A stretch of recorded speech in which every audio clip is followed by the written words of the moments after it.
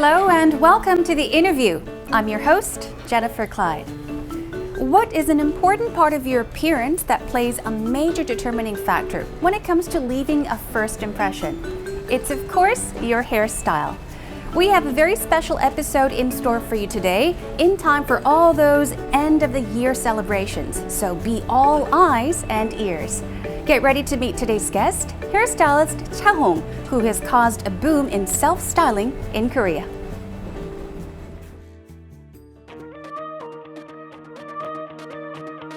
Cha Hong is an iconic hair designer who gained fame for her self-hairstyling tips and tricks, which she has shared through various platforms, including the media.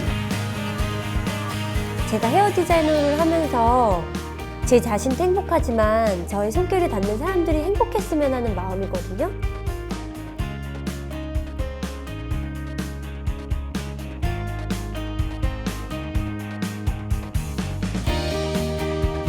The beautiful hair designer seems like she probably had a picture-perfect life, but as one of her colleagues said, she made dogged efforts to get where she is today.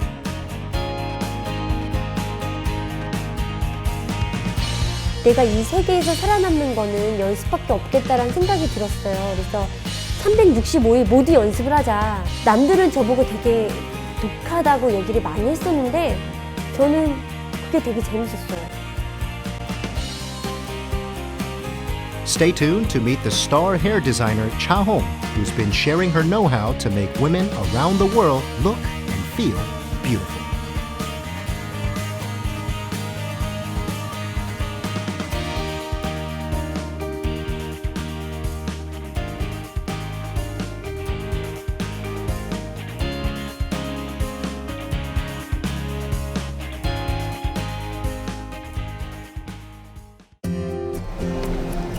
안녕하세요.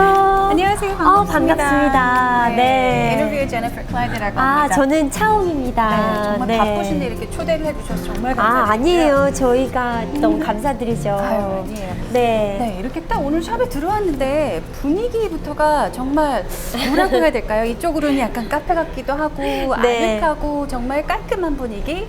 그리고 어떻게 보면 약간 북카페 같은 네, 느낌도 맞아요. 있어요. 그런 컨셉도 같이 넣어서 네. 항상 아날로그 느낌으로 편안하게 쉴 수 있는 그런 느낌으로 컨셉을 잡았어요. 네, 정말 편안하고 네. 아주 코지한 분위기인데요. 네. 자, 그리고 오늘 이제 원장님을 뵐 거란 얘기를 듣고 보통 평상시 때는 게스트를 만날 때 메이크업도 풀 메이크업을 하고 네. 머리도 다 하고 오거든요. 네, 근데 네. 오늘은 그냥 살짝 머리를 하고 왔어요. 원장님께 혹시 머리 스타일링을 좀 부탁을 드려도 될까 해서.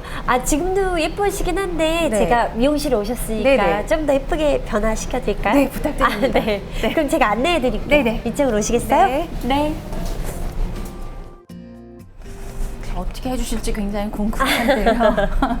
네, 제가 오늘 변화를 줄 건데요. 네네. 뭐 평상시에 뭐 헤어 선호하는 헤어가 있거나 아니면 좀 고민이 있거나 그러세요? 고민은 많아요. 그래서 제가 네. 굉장히 모발이 가늘어서 힘이 없거든요. 그래서 네. 컬링 웨이브를 해도 금방 주저앉고 그리고 개인적으로 제가 머리 올리는 거를 안 좋아해서 얼굴이 좀 긴 편이라 좀 네네. 좁고 길어서 머리를 올리면 얼굴이 더 길어 보일 것 같아서 머리를 잘 안 올리거든요. 그렇구나. 네. 제가 그러면 좋은 팁을 하나 드릴게요. 네네.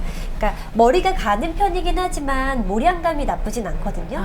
근데 보통들은 밑이 부해지는 것보다 이 속 볼륨이라고 해요. 이 안쪽. 네네. 안쪽 볼륨이 없어서 그게 고민인 네, 거예요. 찰싹 붙은 그쵸? 것 같은. 그래서 이 속 볼륨만 있으면 머리가 그냥 이렇게 생머리여도 예쁘고 약간 컬리 헤어에도 예쁜 건데 이 속 볼륨 때문에 그런 거예요. 네. 속 볼륨 살리실 때는 집에 롤 있잖아요. 네네. 롤을 이용해서 원하는 부위 부분이 있죠? 이렇게 섹션을 나눠서 드라이 롤을 이렇게 갖다 대시고요. 머리를 들어 올리고 바람을 주는 거예요. 오셨으니까 제가 팁을 드리는 거예요. 네. 그래서 바람을 주고 이렇게 좀 식혀주시면 볼륨이 좀 살아나거든요. 네. 그래서 속 볼륨을 살리시면 돼요. 그 머리 결이 예쁜 모발 결이니까요. 바람을 주고 이렇게 좀 식혀주면서 네. 이렇게 해서 옆에 볼륨을 이렇게 살려주는 거예요. 그래서 안쪽을 좀 띄워주는 거죠. 그러니까 이쪽 옆을 살려주시면 돼요. 이렇게 여기를 네. 살리는 게 아니라 그쵸. 여기만. 그리고 얼굴이 조금 통통하거나 짧아서 고민인 분들이 있어요. 얼굴이 너무 좀 통통해 보여서 귀여운 마스크지만 네네. 그럴 땐 위에 볼륨을 살리는 거예요. 아. 그리고 지금 제가 팁을 하나 드리자면 365일 긴 머리를 쓸 수는 없잖아요. 그럴 때는 팁을 하나 드리자면 그 얼굴이 좀 통통하거나 짧으신 분들은 머리를 밑으로 로우로 묶거나 네. 아니면 높이 하이로 묶어주시면 얼굴이 상대적으로 길어 보이는 효과가 있고요. 아. 그리고 또 얼굴이 지금 약간 이렇게 말라서 길어 보여서 근데 그게 고민일 때는 이어 포인트 귀 뒤쪽으로 해서 중간 정도로 하는 거예요. 아. 이렇게 중간 정도로 하시게 되면 그 시각적으로 얼굴이 길어 보이는 걸 오히려 더 완화시킬 수가 있어요. 제가 지금까지 잘못해왔어요. 아예 말씀하신 이 위쪽에 묶거나 아니면 아래쪽으로 묶었었거든요. 네. 잘못하고 있었는데. 머리가 이렇게 잔머리가 좀 많으시잖아요. 네. 하늘하늘하고. 네. 그래서 다 올리게 되면 이 헤어라인 쪽 처리가 힘들어요. 네. 이럴 경우는 좀 이쪽을 머리 좀 빼가지고 좀 여성스럽게 떨어뜨리시고 남은 머리들을 위로 손으로 이렇게 빗질을 쓱쓱쓱 이렇게 하시면서 아까 전에 약간 긴 얼굴이 고민이신 분들은 중간 정도로 업을 하는 게 좋다고 그랬죠? 네. 그 고무줄이 좀 얇은 거 쓰시는 게 도움이 되세요. 네. 묶은 상태에서요. 네. 네, 이 부분을 윗부분을 살짝 이렇게 빼는 거예요. 아, 이렇게. 조금만. 네, 덩어리를 살짝 빼고요. 이 상태에서 이렇게 마는 거예요. 위치로. 이렇게. 이렇게 말아주시면 머리가 더 쉽게 말려요.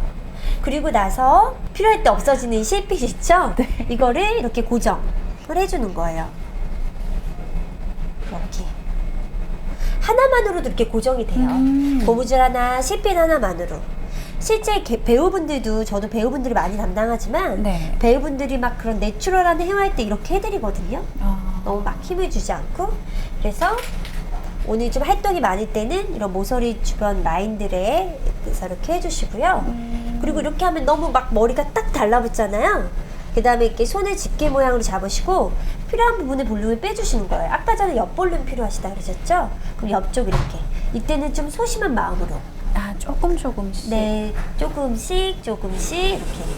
뭔가 노래 같죠? 조금씩 이렇게. 한번 이렇게 집에서 한번 해봐야 되겠어요. 네, 쉽게 할 수 있겠죠? 네, 어렵지도 않고 쉽게 할 수 있을 것 네. 같고 또 이 옆에 부분을 또 이렇게 살짝 빼서 살려주니까 얼굴이 아무래도 좀 덜 길어 보이는 효과도 맞아요. 있는 것 같아요. 네. 확실히요. 자, 이렇게 해서 업스타일이 완성이 됐는데 감사드려요. 저도 머리 올리는 게 그래도 잘 어울리는 것 같은 생각이 기분 들거든요. 하시니까 산뜻해지죠, 네, 기분이. 기분이 산뜻하고 좋은데 피디님 어떠세요? 괜찮나요? 네? 괜찮아요?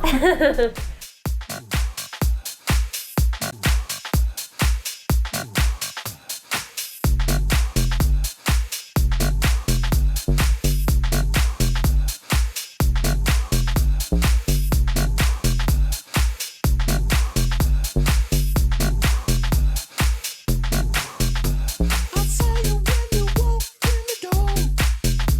I know what you came here for. You got a strange look in your eyes. Girl, I've been hypnotized. 사실 오늘 샵에서 인사드리기 전에 저는 원장님을 화면을 통해서 굉장히 많이 뵀거든요. 아, 네. 미디어를 통해서 굉장히 많이 뵀는데 오늘 딱 뵙고 놀랐어요. 얼굴도 요만하고 체격도 좀 여리여리하시고 그리고 굉장히 앳돼 보이셔서 네. 이런 질문을 드려도 될지 모르겠지만 처음이거든요. 게스트분한테 이런 질문 아, 드리는 네. 거예요. 혹시 나이가 어떻게 되세요? 저는 34살이에요. 네. 와, 그러면 제가 생각했던 것보다 훨씬 더 젊으신데요. 네. 30대 초반이시면은 지금 원장님의 이름을 걸고 숍을 운영하신 지는 얼마나 됐나요? 지금 4년여 정도 돼가고 있어요. 4년이요. 네.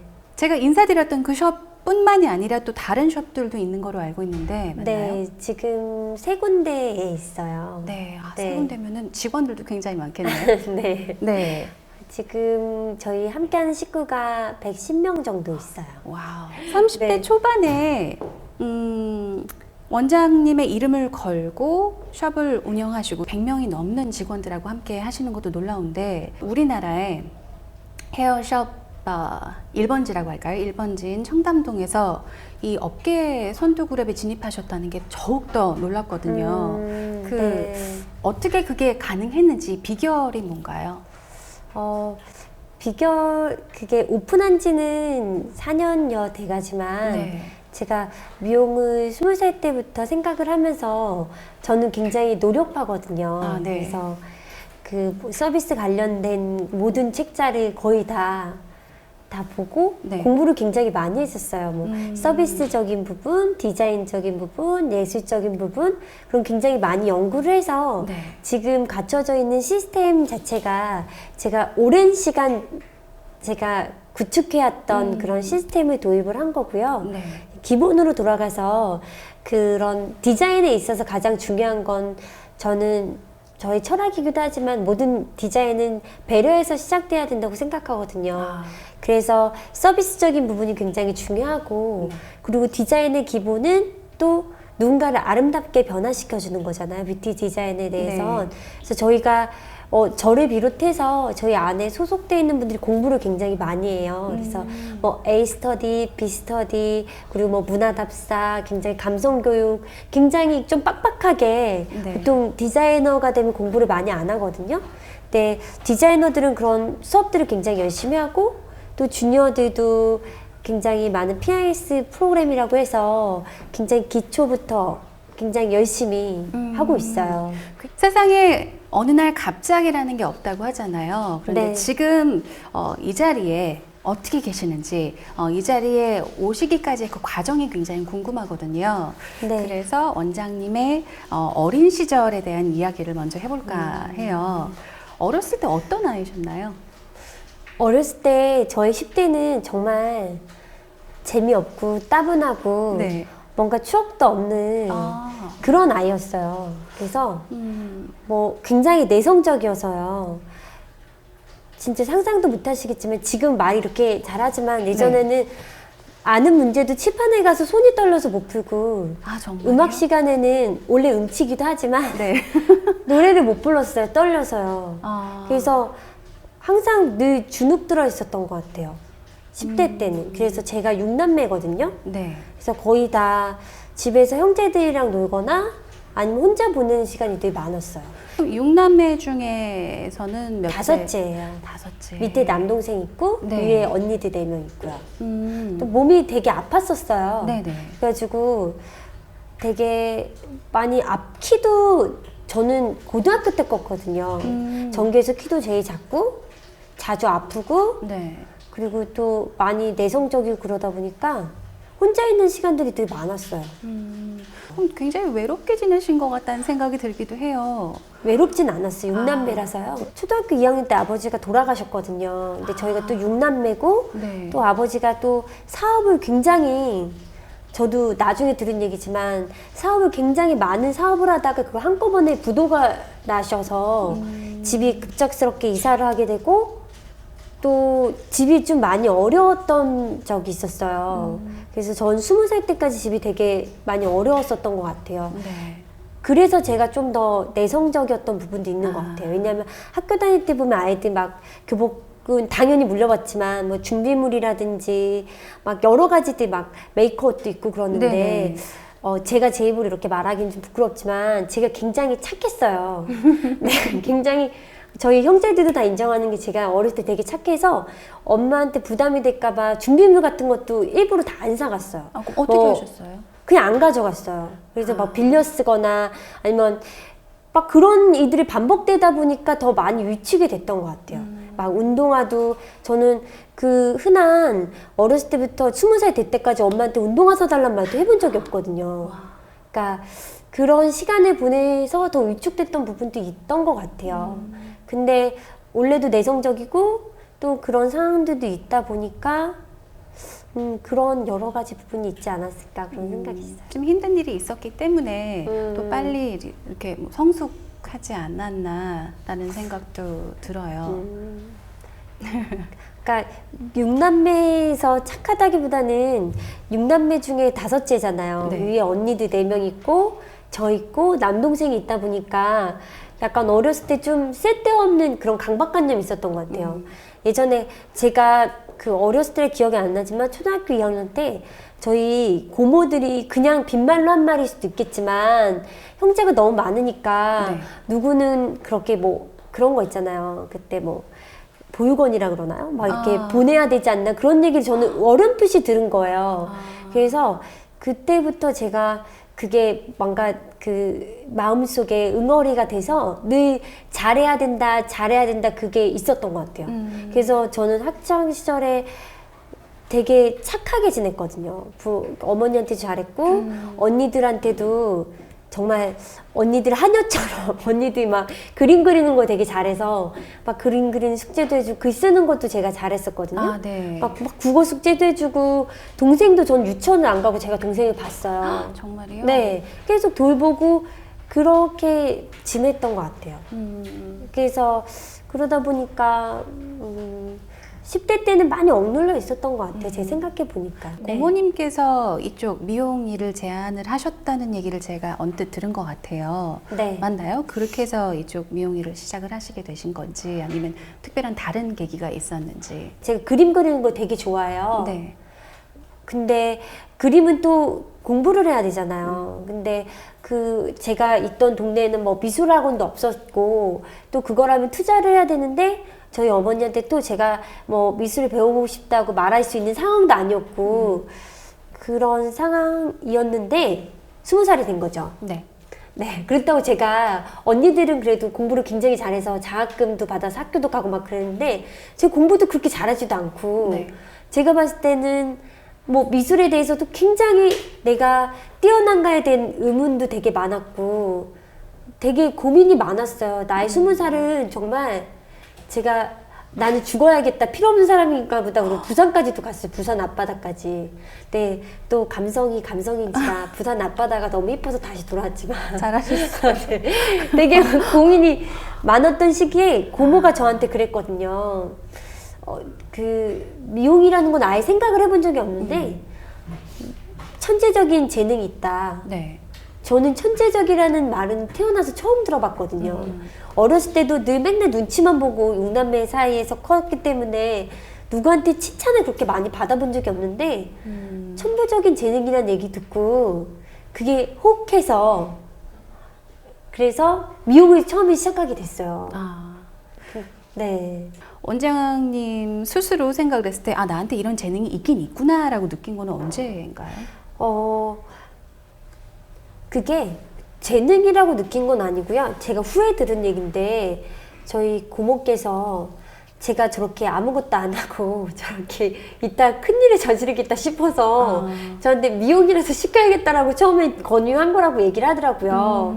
잘할 수 있을 것 같은 그런 기질이 있고 근데 네. 외향적인 직업인데 전 외향적이진 않았거든요. 그래서 그게 되게 고민이었다고 얘기를 하는데 저는 미용실에서 처음에 이렇게 아르바이트 개념으로 배우게 됐는데 저는 진짜 놀랬어요. 뭐냐면 막 제가 조금 이렇게 손을 막 이렇게 만질 때마다 사람이 막 변신돼서 나가는 거예요. 네. 그리고 제가 만지지도 않는데 미용실에 막 바닥을 쓰고 있는데도 막 깨제됐던 사람들이 막 예뻐져서 나가는 거예요. 네. 그게 너무 저는 너무너무 재밌고 너무너무 멋져 보였어요. 네. 그래서 뭐 재능을 떠나서 그때부터 저는 항상 그 마음이 설레이는 그 마음이 아직까지도 있는 것 같아요. 제가 20살 때까지도 엄마가 제 머리 잘라줬어요. 집에서요, 직접? 네, 저희 어머니는 재능은 없으세요. 돈을 아끼려고 하신 것 같아요, 제 생각에는요. 그래서 저는 미용실을 많이 경험을 못 해봤거든요.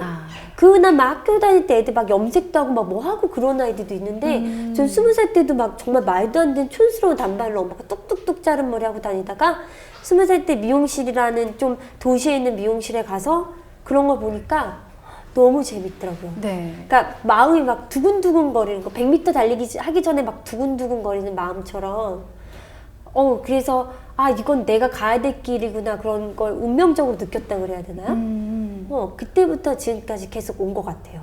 그러면 처음으로 이제 미용 일을 시작하신 거는 서울에 오셔서 네. 시작을 하신 거고 아니요, 고모네 미용실에서 처음에 아. 하다가요. 고모네 미용실에 하다가 거기서 추천으로 청담동 쪽에서 되게 뭐 제 입으로 말하기 그렇지만 재능이 워낙 많으니까 네. 더 큰 데에서 배우라는 권유를 해서 오게 된 거예요.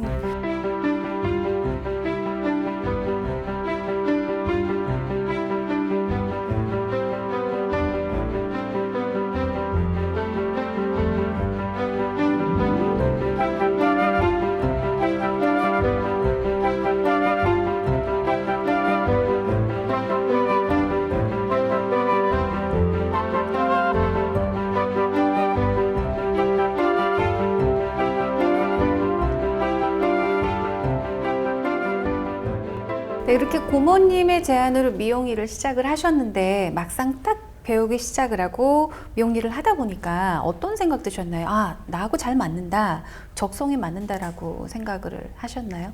적성이 맞는다고 정확히 생각이 들었죠. 아, 100% 완벽하게. 그러니까 뭐 이 일이면 내가 되게 잘할 수 있겠구나. 아, 그리고 뭔가 이렇게 모르겠어요. 사람이 살면서 그러니까 운명 같은 느낌을 받을 때가 있지 않나요? 저는 그때 미용을 처음 시작했던 그날 배우기 시작했던 그 날이 아직도 잊혀지지가 않거든요.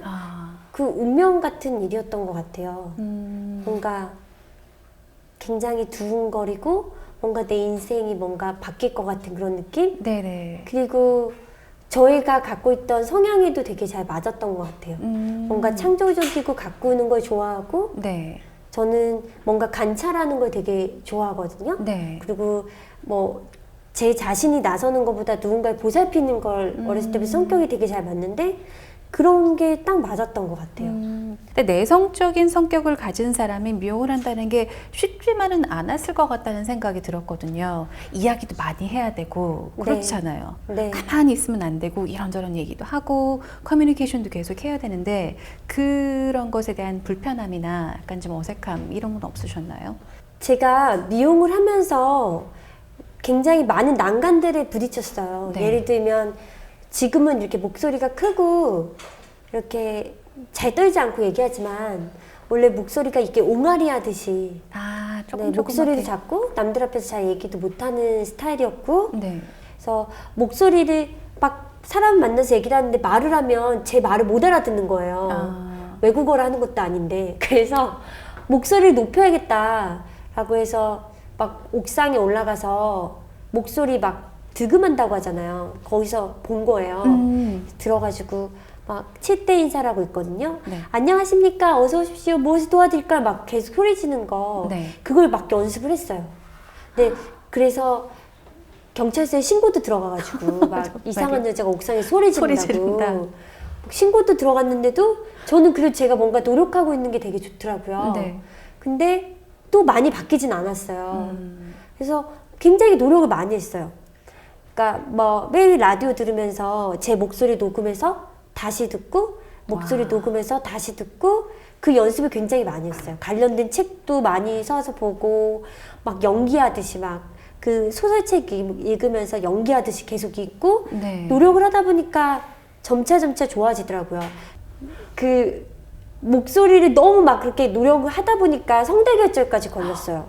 그러니까 목소리가 원래 그 정도로 사용을 했던 목소리가 아닌데 막 노력을 계속 목소리 높이는 연습을 네. 하다 보니까 성대결절이 생겨서 너무 무리를 하셨네요. 네, 병원을 갔더니 저보고 그 성악하냐고 물어보더라고요. 굉장히 그래서 성대결절 수술도 하고 근데 항상 되게 많은 난관들이 있었어요. 그러니까 네. 예를 들어서 제가 시골 출신이라서 잘 몰랐는데 그 성인 아토피가 온 거예요. 미용을 하면서. 아. 그러니까 뭐 공기도 그렇고 평상시 쓰지 않던 그런 제품들을 쓰고 하다 보니까 피부가 너무 심해져서 막 진짜 얼굴이 막 팬더처럼 막 아, 얼굴까지 다. 네, 그러니까 이게 아토피가 너무 심해서 이렇게 손도 그렇고 얼굴도 막 그러니까 고객님 한 분이 저한테 받기 싫다고 그랬었어요. 아, 정말요? 저 주니어 때 스텝 때 그때도 되게 CS 그 실장님이라는 분이 저를 불러서 네. 고객님들께서 좀 불쾌하니까 막 저 같아도 그럴 것 같아요. 막 이렇게 막 상처도 많고 막 손에 진물 나고 피부도 너무 안 좋은데 막 본인을 막 만지니까 좀 그럴 수 있지 않게 안쓰러운 마음이었던 것 같아요. 네. 그래서 그만두는 건 어떻겠냐라는 권유도 받긴 했었는데 네네. 근데 그때도 제가 긍정의 답을 찾았어요. 그러니까 피부를 어떻게 하면 좋은 컨디션을 만들 수 있을지에 대한 그래서 그런 관리도 하고 음식 조절하고 네. 그리고 잠자는 거라든지 여러 가지 부분에서 항상 습도 조절하고 네네. 그러니까 지금까지 계속 오고 있는 것 같아요. 지금도 가끔 가다가 피부가 조금만 안 맞는 거 맞으면 다 일어나고 그러긴 하는데 근데 오히려 그런 부분들을 통해서 제가 제 자신을 관리할 수 있는 기회도 된 것 같아요. 네. 그리고 제가 내성적이라서 상대방에 대해서 먼저 리드하지는 못했지만 고객이 왔을 때 제가 미용을 하면서 제일 즐거웠던 것도 하나가 어렸을 때는 세상이 이렇게 굉장히 작은 공간이라고 느끼고 그 6남매 안에서만 머물렀는데 세상에 다양한 사람들이 너무 많은 거예요. 네. 그리고 그 사람들의 세상 돌아가는 얘기를 듣는 게 저는 너무 재밌는 거예요. 재밌고. 어렸을 때는 책만 읽었었는데 실질적으로 그 사람들의 얘기를 들으니까 너무 즐거운 거예요. 그래서 친해지고 싶어서 그 관련된 분야의 책들을 다 독파를 해서 읽었어요. 그러니까 예를 들어서 오늘 고객이 왔는데 어떤 분야라고 하면 그 관련된 분야에 대해서 책을 사서 보고 다음에 오면 같이 대화를 나누고 싶은 거예요. 그래서 그러다 보니까 고객들한테 인정도 받고 고객들과 대화가 통하고 네. 원래 대화라는 것 자체가 일방적인 게 아니잖아요. 그렇죠. 누군가를 들어주는 게 더 먼저 시작되는 거잖아요. 그래서 내성적인 성격이 지금 많이 외향적으로 바뀌었지만 오히려 그게 더 맞았던 것 같아요. 이렇게 쭉 얘기를 들어보니까 정말 원장님은 쉬는 시간이 없을 것 같아요. 네. 지금 이 자리에 계신 것도 지금 쭉 설명해 주신 그 열정과 또 노력 때문이 아닌가라는 생각이 들긴 드는데요. PD님 중에 한 분이 네. 아시는 분인데 그분이 아마 스텝 생활하실 때 같이 생활을 네네. 하셨대요. 근데 그분이 설명을 해주셨던 부분이 있는데 원장님이 연습벌레였다, 독종이었다 이렇게 표현을 했대요. 그러니까 독종이라기보다는 네. 제가 10대 때 영향도 있겠지만 약간 열등감이 좀 있었거든요. 네. 그래서 항상 이렇게 약간 주눅 들고 있던 게 있어서 미용을 처음 시작할 때 너무 세련되고 멋진 아이들이 많으니까 내가 이 세계에서 살아남는 거는 연습밖에 없겠다라는 생각이 들었어요. 그래서 365일 모두 연습을 하자. 네네. 그래서 1월 1일도 하고 크리스마스 날도 남들이 안 하니까 하고 근데 그때는 처음 시작은 독한 마음으로 시작을 했는데 저는 진짜 재밌었어요. 네. 재밌으니까 막 그런 거 있잖아요. 10시까지 연습하다가 1시간만 더 하자. 막차 탈 때까지 하자. 막차 있을 때까지 하자 그랬는데 막차 놓쳤으니까 에이 모르겠다. 막차 맞아요. 놓쳤으니까 네. 그냥 하자 그러다가 밤을 새면서 계속 연습을 하게 된 거거든요. 근데 남들은 저보고 되게 독하다고 얘기를 많이 했었는데 네. 저는 그게 되게 재밌었어요. 그러니까요. 네. 또 그만큼 연습을 하셨으니까 또 새로운 뭐라 그럴까요? 뭐 헤어스타일 팁이라든가 네. 이런 것들 다 이제 뭐라 그러죠? invent 다 새로 만드셨다고 해도 될까요? 그쵸. 네네. 그러니까 저는 그 시간들이 되게 소중한 게 모든 어느 분야나 다 그렇지만 이렇게 기본기가 굉장히 중요하거든요. 네네. 그러니까 기본기가 탄탄해야지만 어떤 스타일이라든지 어떤 디자인도 자유자재로 만들 수가 있는데 그런 시간들이 있기 때문에 지금 제가 있는 것 같아요. 네. 그리고 그런 시간들이 있어서 고민할 수 있었고 연구할 수 있어서 저만의 스타일을 정립할 수 있던 시간이 됐던 것 같고요. 네.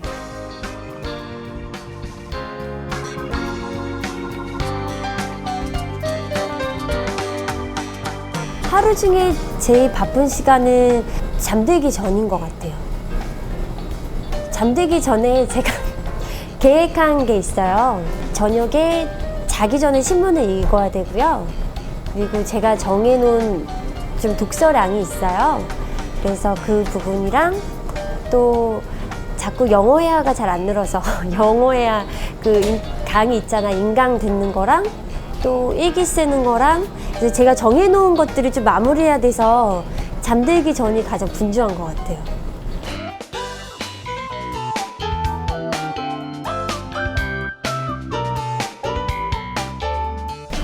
저는 보통 쉬는 날에는 특별히 뭔가를 하지 않고요.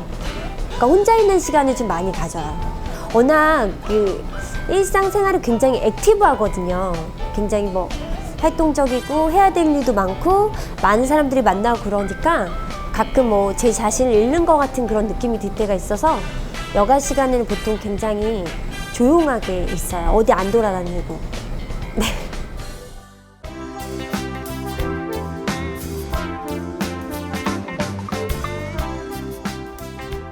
어떨 때 스트레스라기보다는 업무가 굉장히 많이 생길 때, 그러니까 굉장히 지칠 때가 있어요.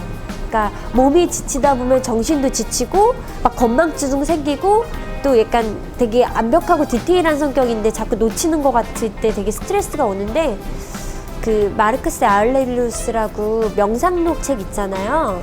그거 읽어요. 근데 그 책은 되게 마법과도 같아서 읽고 있으면 마음이 되게 편안해져요. 막 욕심 같은 것도 내려놓게 되고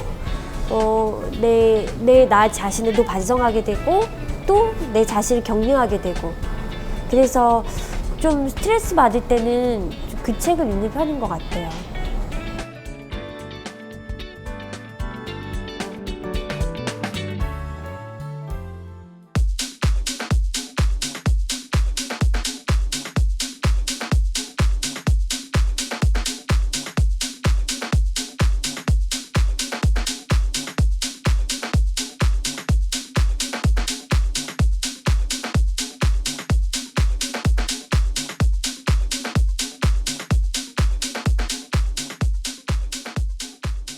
자, 이렇게 스타 헤어 디자이너로 원장님을 알리게 된 거는 바로 셀프 스타일링으로 알고 있는데 네.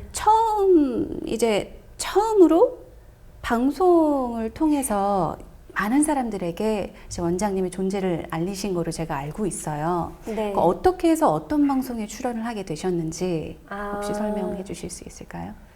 제가 원래 그 고객들을 위해서 네. 저는 굉장히 노력을 많이 했거든요. 근데 어떤 노력까지 했냐면 고객이 365일 중에 고객이 저를 만나러 오는 시간은 4에서 5일 정도밖에 되지 않은데 남은 요일도 저의 손길 속에 있었으면 항상 내가 없어도 예쁘게 지냈으면 하는 마음이 있었어요. 담당 헤어 디자이너니까. 네. 그래서 고객들이 볼 수 있게 그러니까 스타일링 비법에 대한 동영상도 찍고 막 자료를 만들었어요. 제가 고객들 블로그에 올려서 보여주려고요. 네. 그래서 막 머리 묶는 방법 막 연구를 해가지고요. 쉽게 묶고 닦고 아니면 뭐 웨이브 손질하는 방법들을 해서 올렸는데 그게 유명해지면서 유튜브에도 올라가고 그랬던 거예요. 근데 그 스타킹이라는 프로에서 그 뭐 혼자서 머리 연출할 수 있는 네네. 방법에 대한 무슨 그런 거를 꾸며서 저한테 좀 조언을 구하려고 저를 한번 미팅을 하게 된 거죠. 그날 가서 모델한테 제가 가르쳐 주는 거였는데 저를 보고 저랑 대화를 하더니 저보고 나가는 건 어떻겠냐고 네. 얘기를 하더라고요. 그래서 되게 많이 떨리긴 했는데 네. 뭔가 거절을 못 하겠더라고요. 저 원래 잘 거절도 못 하거든요. 그래서 그날 월요일 날 찍었던 것 같아요. 그래서 근데도 그때도 뭐 대본이랄 것도 없는 게 원래 제가 고객한테 알려줬던 그런 팁들이었거든요. 네. 그래서 원래 고객한테 알려주고 했던 그 모습 그대로 알려드렸어요. 근데 그게 정말 이틀 동안 네이버 검색 1위였거든요. 제 맞아요. 이름이. 네네. 그 파급이 엄청 나더라고요. 그래서 되게 막 외국에서도 굉장히 많이 보고 네. 다들 그게 그 궁금증이 있었던 것 같아요. 나의 헤어에 대한 고민. 네. 그러니까 미용실에서는 하지만 남은 날들에 대한 고민 그런 게 딱 맞았었던 것 같아요. 맞아요. 지금 말씀하신 대로 뭐 실시간 1순위 네. 그리고 굉장히 인기가 폭발적이었다는 얘기를 들었거든요. 네. 방송을 통해서 또 고객분들이 보시고 연락 많이 했을 것 같아요. 아, 그럼요. 방송에서 봤다라는 얘기. 되게 많이 응원해 주시고 네. 되게 좋아하셨어요. 왜냐면 본인한테 알려줬던 걸 제가 방송에서 나와서 알려주니까 고객분들이 뭔가 더 기분이 좋다고 그런 얘기들을 하시더라고요. 그때 방송 나가셨을 때 어떤 스타일링을 하셨나요?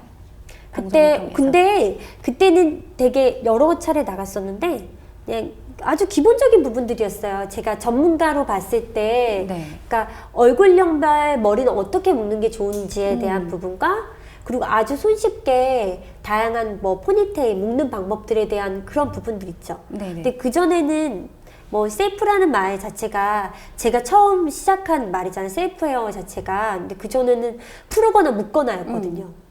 근데 거기에서 변화될 수 있는 다양한 팁들을 알려드렸어요. 네. 아직까지는 셀프 헤어를 해본 사람이 없기 때문에 이제 셀프 헤어라는 거를 내가 처음 소개를 했기 때문에 내가 인기를 얻을 수 있었다라고 생각을 하시나요? 그 셀프 헤어를 떠나서 이제 저의 개인적인 생각인데요. 항상 저는 좋은 시도가 좋은 결과를 낳는다고 생각을 하거든요. 네. 그리고 좋은 시도가 실패를 하게 되더라도 후회가 없다고 생각을 해요. 근데 저는 그냥 지금까지 살아오면서 저는 막 꿈이 되게 크지는 않아요. 그냥 제가 헤어 디자이너를 하면서 제 자신도 행복하지만 제가 이 직업을 가지면서 제 분야가 그리고 제가 이 직업을 하면서 많이 저의 손길을 닿는 사람들이 행복했으면 하는 마음이거든요. 네. 그러니까 그냥 그런 것 같아요. 제가 그냥 좋은 의도로 바른 마음으로 그런 저의 정보들을 알려줘서 그런 진심이 통하지 않았나 그런 생각이 들어요. 네. 그러면은 시청자분들을 위해서 또 다른 어떻게 그냥 셀프 헤어의 스타일링을 좀 살짝 보여주실 수 있을까요? 저희 방송을 통해서요. 그럼요. 네네. 그럼 부탁드릴게요. 네.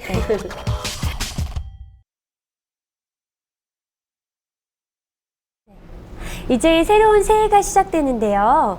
그래서 새해를 맞이해서 조금 더 새롭고 조금 더 쉽게 할 수 있는 헤어법을 알려드릴게요. 많은 여성분들은 머리를 딱 두 가지 스타일 많이 하시거든요. 그냥 풀거나 아니면 질끈 묶거나. 근데 오늘은 제가 조금 더 재밌게 조금 더 특별한 헤어법을 알려드릴 거예요. 우선 첫 번째로 까베기 번이라는 건데요. 이름처럼 굉장히 재밌는 스타일이에요. 지금 바로 보여드릴게요. 우선 긴 머리를 잡으시고요. 다발을 잡으시고 끝머리 부분을 우리 검정색 고무줄 있잖아요. 검정색 고무줄을 이용해서 끝부분을 짱짱하게 묶어주는 거예요.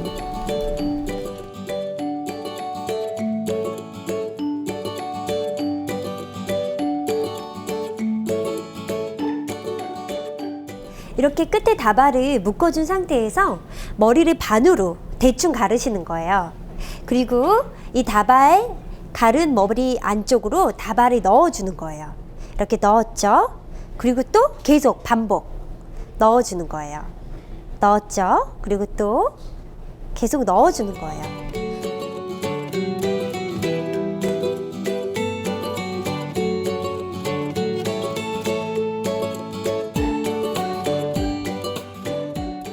그래서 계속 넣다 보면 이게 이렇게 라인이 이런 형태가 만들어지거든요.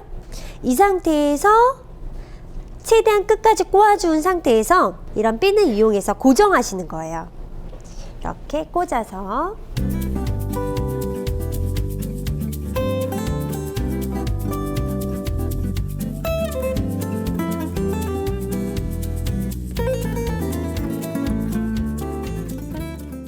이렇게 된 상태에서요. 마지막으로 이 뒤통수 부분이 너무 이렇게 플랫하면 안 이쁘잖아요. 이런 부분만 손을 집게 모양으로 잡으시고 이쪽만 볼륨을 주면서 조금씩 빼주시는 거예요.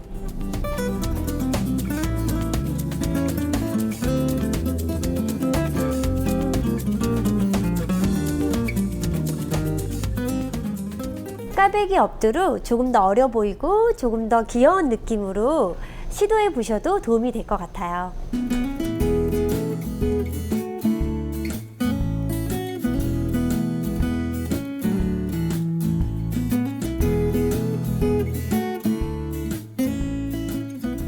새해가 시작돼서 이런 단발머리 분들도 뭔가 변화를 주고 싶은데 당장 머리를 뭐 붙일 수도 없고 막 그런데 고민이 되잖아요. 그래서 아주 제가 재밌게 머리를 업스타일하는 방법을 알려드릴게요. 그 집에 있는 검정색 고무줄을 2개를 이렇게 이어서 만들어도 되고요. 아니면 검정색 헤어밴드 같은 걸 이용하셔도 돼요. 이 상태에서 머리에다가 이렇게 얹어주는 거예요. 이렇게 얹은 상태에서 실핀을 이용해서 중간중간 이렇게 거꾸로 꽂아주는 거예요. 흘러내리지 않게. 이쪽에 하나, 3면에 이렇게.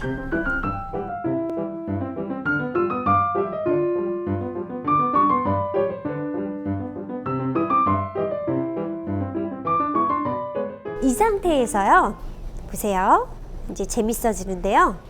머리를 조금씩 다발로 조금씩 잡아서 이 밴드 사이로 머리를 넣어주는 거예요. 넣었죠? 그리고 다시 이쪽으로 가볼까요? 앞머리 있는 쪽에는 좀 자연스럽게 몇 가닥 이렇게 좀 떨어뜨려서도 괜찮으세요. 굳이 다 안 넣으셔도 되고요. 이 상태에서 고무줄 있는 사이로 머리를 넣어주는 거예요. 이렇게 넣었죠. 재밌게 할 수 있는 방법이에요.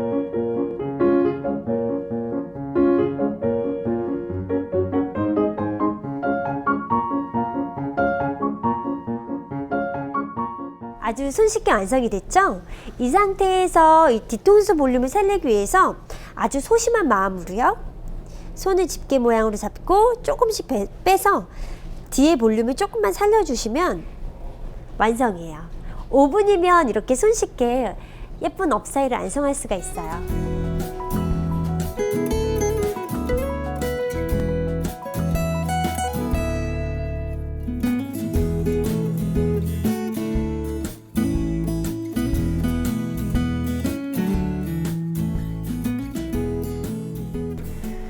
제가 얘기를 들으니까 원장님께서 직원분들하고 봉사활동을 많이 하신다고 들었어요. 네. 어떤 일을 하시는 거죠? 어떤 봉사활동 하시나요? 좀 폭넓게 하고 있는데요. 네. 원래는 그 어린아이들 위해서 이렇게 봉사를 하다가 최근에는 장애 어린이들에게 초점을 맞춰서 장애 어린이들이 아무래도 그 외부에서 보여줬을 때 조금 더 스타일리시하고 조금 더 예뻐 보일 수 있게끔 네네. 그 뭐 컬러도 해주고 염색 그 컬러도 하고 뭐 펌도 해주고 커트도 해주고 그런 네. 미용 봉사를 하고 있고요. 그리고 또 저희 살롱에 있는 수익금의 일부를 또 기부를 하고 있고 또 저는 이렇게 나눔에 대해서 좀 중요하게 생각하는데 나눔이 그렇게 어려운 건 아니거든요.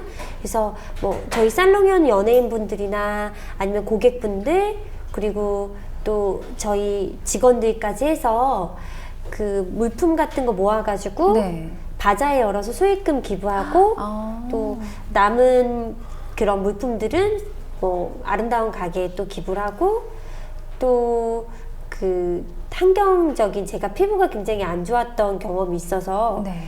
그 상암동에 그 난지도였던 그곳에 네네네. 그 나무 심기, 당나무 심기를 하고 있어요. 지금 한 3년 정도 됐거든요. 그래서 그 행사를 이렇게 폭넓게 하고 있어요. 네, 좋은 일을 네. 굉장히 많이 하시네요. 하루 종일 계속해서 이런저런 이제 공부도 하시고 바쁘게 지내시는데 언제 이렇게 시간을 내서 활동을 하시나요? 봉사활동 같은 거는? 그래서 그게 막 지내다 보면 하루가 어떻게 가는지 모르잖아요. 네네. 달이 어떻게 가는지 모르고 그래서 아예 1년 플랜을 미리 정해 놓고요.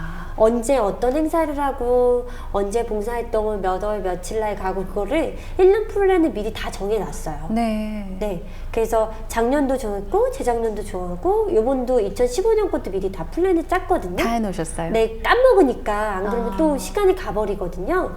그래서 그 플랜에 맞춰서 활동을 하고 있어요. 그래서 저희가 식구들이 많이 있는 편이니까 네. 식구들과 같이 나눠가면서 같이 이렇게 쉬는 날이라든지 이렇게 조율해가면서 하고 있어요. 근데 다들 진짜 행복해요.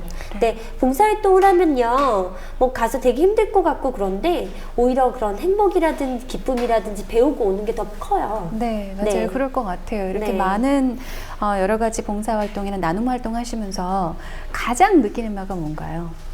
그냥 행복하다, 줌으로써 뭐라고 하죠? 남에게 주면은 그만큼 나도 얻는다? 행복을 얻는다라는 얘기도 있는데 어떤 이유로 이런 활동을 하시는지. 그 당연한 저는 되게 자연스러운 일인 게요. 네. 제가 그때 제가 초등학교 2학년 때 아버지 돌아가시고 집이 되게 어려웠을 때 저희 어머니가 굉장히 힘드셨을 것 같아요. 되게 젊은 나이였거든요.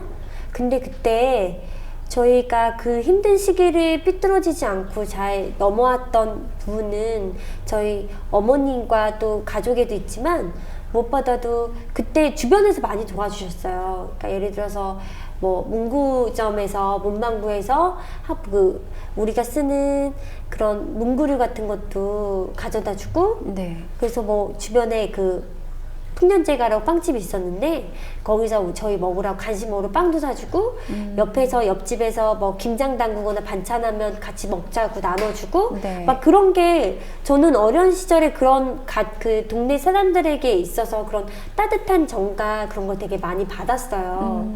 그래서 그게 되게 잊혀지지가 않거든요. 늘 감사하는 마음. 그래서 그런 따뜻한 마음들이 있고 그런 훈훈한 정이 있어서 제가 지금 제가 있다고도 생각을 해요. 네. 어려운 시기를 진짜 터널같이 어두웠던 그런 순간도 잘 건져서 온 것 같거든요. 그래서 저도 그냥 살면서 제가 받았던 부분들, 뭐 제가 뭐 재벌도 아니고 되게 부자도 아니지만 그래도 나누고 싶은 거예요. 제가 네. 예전에 받았던 부분들을 다시 나눠준다는 그런 마음이에요, 저는. 네.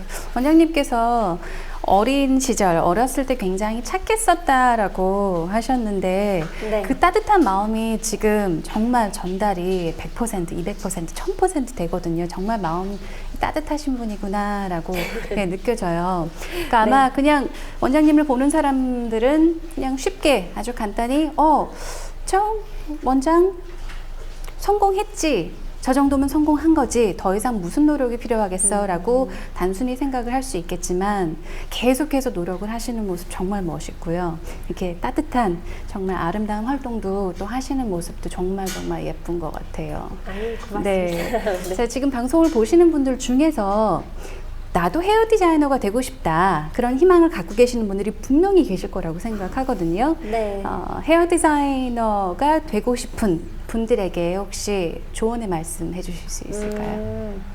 세상의 모든 직업엔 다 의미가 있고 가치가 있잖아요. 근데 헤어 디자이너란 직업이 특별히 더 매력적인 부분은 헤어 디자이너는 외면만 다루는 직업이 아니고 누군가의 내면을 따뜻하게 이해하고 배려하면서 그 사람이 아름다워질 수 있는 방법을 찾아내는 직업이거든요. 그리고 누군가의 신체에 직접적으로 디자인을 해서 누군가의 삶을 변화시키기도 하고요. 실제 헤어스타일 바뀌면 하루가 달라지잖아요. 네.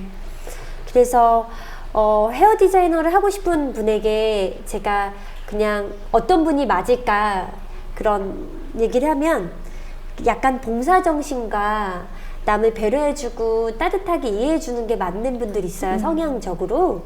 그런 분들과 늘 창조적으로 뭔가 아름다움을 연구하고 뭔가 변화하는 걸 좋아하는 분들 있죠. 그런 두 가지의 코드가 그런 밸런스가 딱 맞는 분이라면 일을 했을 때 네. 정말 행복하실 거예요. 아, 네. 네. 고맙습니다. 기쁘고. 멋진 점. 네.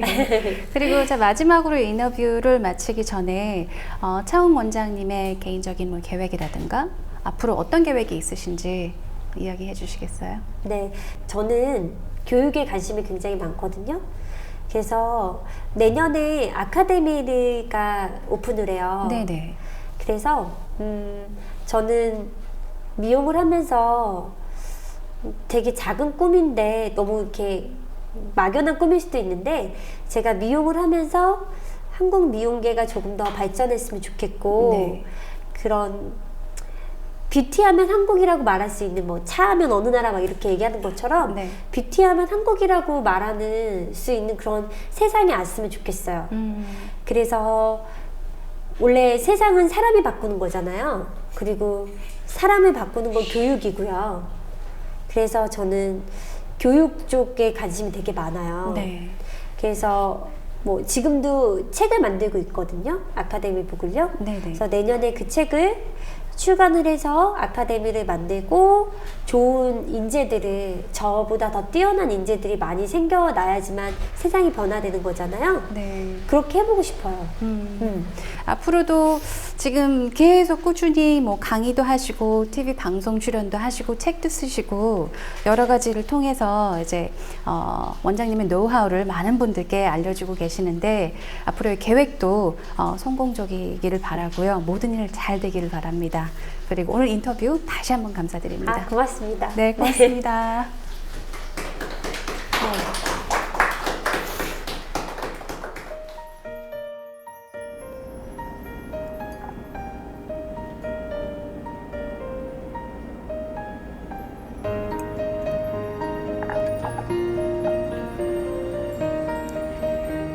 The interview was launched in March of 2012 with Susan McDonald as the main host, and I joined in this year in mid-2014 as, of course, the main host.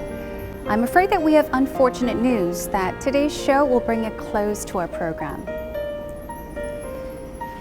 It feels like it's only been a couple of weeks since I joined the program as the main host. I remember feeling thrilled and excited to connect and meet with each and every one of our guests and to deliver heart-to-heart interviews.